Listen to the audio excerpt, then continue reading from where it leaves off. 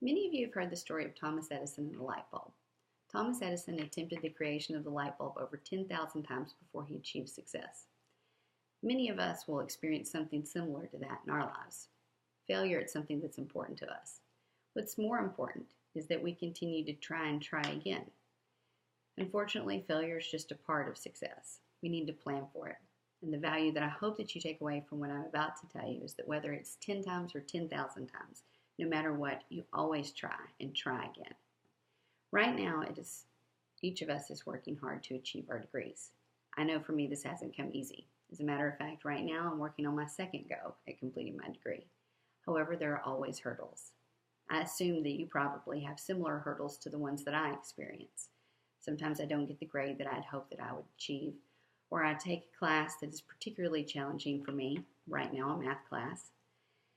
I like to read stories about people that inspire me, and what I find is that no matter what, whenever I read a story about triumph, they almost always include stories of obstacles and failures.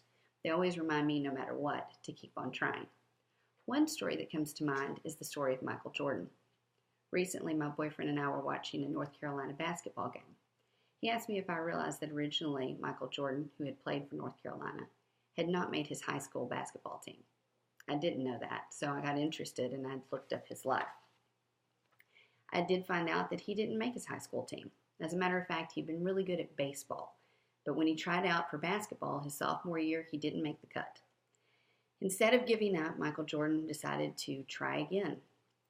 He worked very hard, he practiced, he tried again, and the next year he did make the team.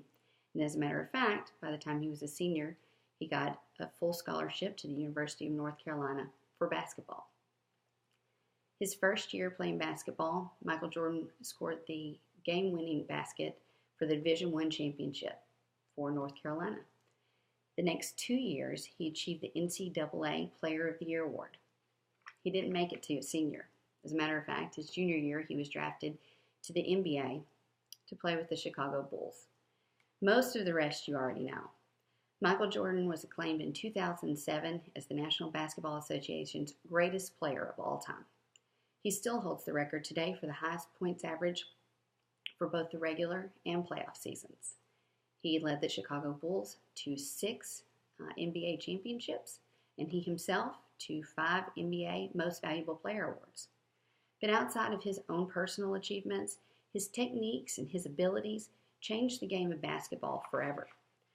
Let me ask you this, though. What if he had just given up and gone back to baseball? He was already successful at that. What if he had said that this was just too difficult and he didn't try again? That would have changed everything for basketball because Michael Jordan, he changed both the past and the future of basketball forever. In closing, I'd like to leave you with a quote from Michael Jordan to keep you trying again. He said, "I can accept failure. Everyone fails at something. What I cannot accept is to not try again." And here are my note cards.